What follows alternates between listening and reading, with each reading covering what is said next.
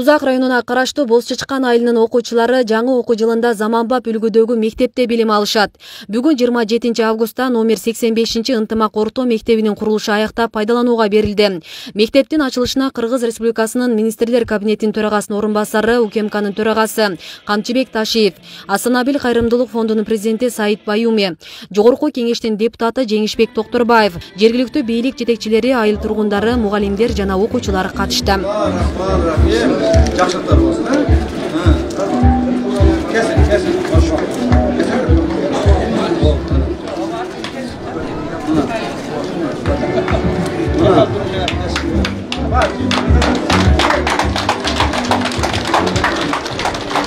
шарттар жақшырды, алған айлығыңар жақшырды, қылған ішіңер жақшырды, эми ошол эмгегиңердин сапатын көрсөтүшүңүздөр керек. Құдай бұйырса биздин ынтымақ мектебинен илимдүү, билимдүү, мекенчил балдарыбыз, кыздарыбыз чыгат деген үмүттөбүз. Мындан ары ушул ынтымақ мектеби, ушул чөйрөдөгү мектептерге үлгүлүү болуш керек. Балдарыбыз чоң-чоң жанагы конкурстарга катышып утуп чыгыш керек. Республикалык конкурстарга чейин жетиш керек. Ушул айыл жериндеги биздин балдарыбыз чоң-чоң илим билимдерди алыш керек. Аган биз дагы мындан ары жардам беребиз. Бул мектептин мындан ары бардык нерсеси толук болот. Окуу куралдары толук болот. Керектүү жабдуулары толук болот. Компьютери жана башкалары баары толук болот. Муну өзүм мен көзөмөлгө алып турамын. Андан эч кабатыр болбоңуздар. Андан сырткары биз ойлоп атабыз, азыр бир эки эжеке агайдыбы ушул орус жана англис тилинде бере турган эки мугалимге кошумча bir көбүрөөк айлык берели деген үмүттөбүз. Ушул жерлерден, ушул мектептен илимдүү балдарыбыз чыксын.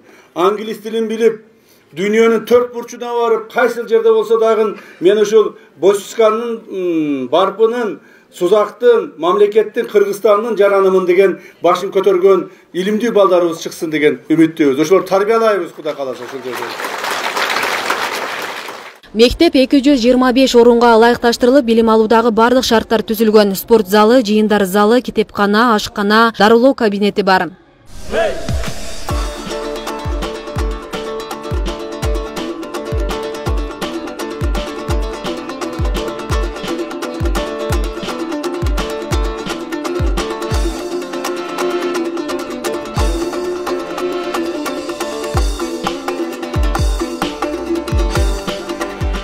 Билим уясын куруу маселесин айыл элинен суроо талаптарынын негизинде Камчыбек Ташиев демилгелеген. Курулуш иштери жергиликтүү бийликтин көзөмөлү астында 2 жылда бүткөрүлгөн. Каражатты Асанабил кайрымдуулук фонду бөлгөн. Мындан сырткары өкмөттөн 2 миллион 600 миң сом имараттын ички жасалгасына жана мектептин айланасын көрктөндүрүүгө жумшалган. Мен өзүмдүн атымдан мына ушул жердеги жашоочулардын атынан Камчыбек Кыдыршаевичке терең ыраазычылыгыбызды билдирели. Кудай буйруса терең ишенебиз. Мына ошол айылдан, ушул айыл өкмөттөн келечекте мамлекет башкарган улуу инсандар чыгат. Эгер уруксат берсеңиздер, мен сиздердин алдыңыздарда өзүмдүн ыраазычылыгымды, сый урматымды билдирүү максатында Камчыбек Кыдыршаевичке азбаган бир кичинекей берегим бар, ошону тапшырып койсом. من كسوة الكعبة المشرفة. Bu özümüzde bilgende eli Mekke şahrındagı Ka'badagı Ka'banın üstündögü jabılıp turgan kilemdin bir bölügü. من الحرير الأسود الخالص. Bu Ka'ba gilekten tokulgan. أسأل الله أن تكون له بركة في بيته. Ben yaratkandan soranıp geten mına uşul düğünlü yaş olsun da berekeye sebepçi olsun. وبارك لأبنائه وعمله وأهله وولده. Yaratkan Kamçыбek Kıdırşaevичке үй bölösüne, bala çakasına bereke versin.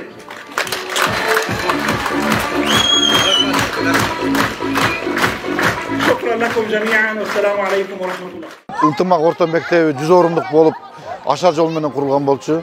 Авариялык абалда болуп, былтыр ошо донорлорго Асанабил кайрымдуулук фонду каржылап 225 орунду кылып, заманбап мектеп салып беришип атат. Жергиликтүү бюджеттен 2 миллион 600 миң сом каражат бөлүп, озелениясын, жолдорун, решеткаларын, стадиондорун бардыгыны жергиликтүү бюджеттен и ички оформлениясын жергиликтүү бюджеттен кылып бердик.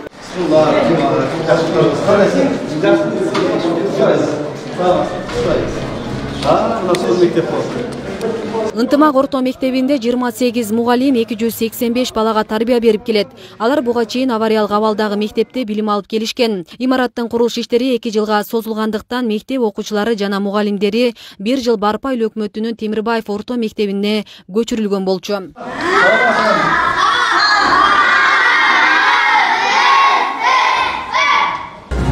Мектебиңер жакшы болуп калдыбы? Biz көптөн күткөн кубанычка ээ болуп отурабыз. Биз үчүн чоң майрам элибизде, жерибизде, биздин мугалимдер жамаатында, окуучуларыбызда, ата-энелердин арасында чоң майрам болуп жатат. Биздин мектеп 2016 жылы сел кирип авариялык абалга келген болчу.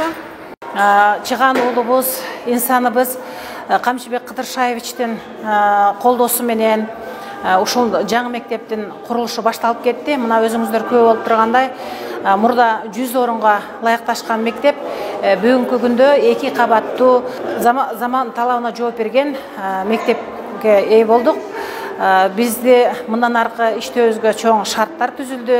Насип этсе бул мектептен биздин Кыргыз Республикабыздын өнүгүү өсүшүнө салым кошкон зор инсандарды тарбиялап өстүрүп чыгарабыз деген чоң үмүтүбүз бар. Бейлей кетсек, Барпа айыл өкмөтүндө 12 мектеп, 6 бала бакча бар, учурданын 4-өө авариялык абалда. Асия Сыдыкова, Аскар Мамат Исаков, Регион телеканалы, Сузак району.